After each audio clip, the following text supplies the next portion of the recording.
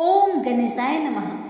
प्यारे भक्तगणों, आज आप सभी श्रवण करेंगे माघ कृष्ण सकट चौथ की व्रत कथा।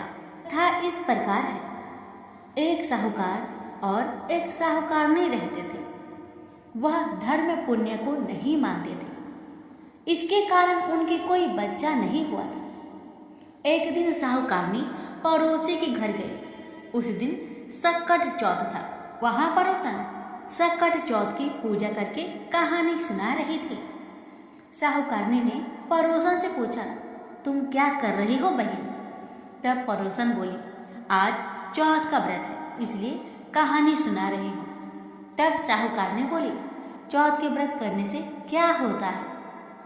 तब पड़ोसिन बोली, इसके करने से अन्न धन सुहाग पुत्र सब मिलता है। तब साहूकारनी ने कहा, यदि मेरा गर्भ रह जाए तो मैं 1.25 सेर तिलकुट करूंगी और चौथ का व्रत करूंगी।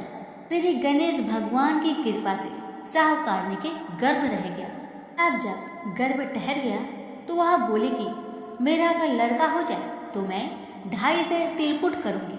कुछ दिन बाद उसके लड़का भी हो गया।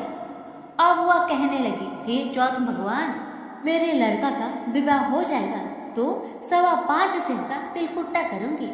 कुछ वर्षों के बाद उसके बेटे का भी विवाह तय हो गया और उसका बेटा विवाह करने चला गया, लेकिन उस साहूकारनी ने तिलकुट नहीं किया। इस कारण से चौथ देव क्रोधित हो गए और उन्होंने फेरों से उसके बेटे को उठाकर पीपल के पेड़ पर बैठा दिया।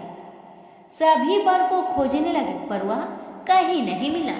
हताश होकर सारे लोग अपने अपने घर को लौट गए। इधर जिस लड़की से साहूकारनी के लड़के का विवाह होने वाला था, वह अपनी सहेलियों के साथ गणगौर खोजने के लिए जंगल में डूब लेने गई।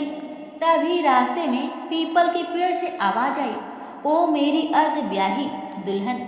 ये बात सुनकर लड़की बड़ी घबराई और भागी भागी अपने घर को आई और दिन रात उसी आवाज के बारे में चिंता करने लगी। उसी चिंता के कारण बेचारी लड़की सूख कर कांटा होने लगी। एक दिन लड़की की माँ ने कहा, मैं तुम्हें अच्छा खिलाती हूँ, अच्छा पहनाती हूँ, फिर भी तू सूखते जा रही है, इसका क्या कारण है बताओ? तब लड़की ने अपनी माँ से कहा, माँ, जब भी मैं दूब लेने जंगल में जाती हूँ ना, तो पीपल के पेड़ में से एक आदमी बोलता है कि ओ मेरी अर्ध ब्याही दुल्हन।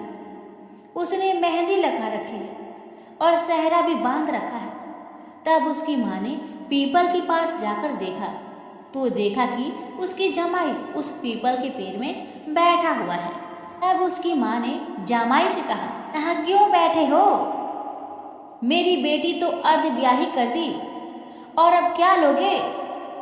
साहूकारनी का बेटा बोला, मेरी माँ ने चौथ का तिलकुट्टा बोला था लेकिन नहीं किया, इसलिए चौथ माता ने नाराज हो यहाँ पर मुझे बैठा दिया है। यह सुनकर उस लड़की की माँ साहूकारनी के घर गई और उससे पूछा कि तुमने सकट चौथ का कुछ बोला है क्या? तब साहूकारनी बोली, तिलकुट्टा बोला था। उसके बाद साहूकारनी बोली, मेरा बेटा घर आ जाए तो 2.5 मन का तिलकुट करूंगी। इससे श्री गणेश भगवान प्रसन्न हो गए और उसके बेटों को फेरे में लाकर बैठा दिया। बेटे का विवाह धूमधाम से हो गया।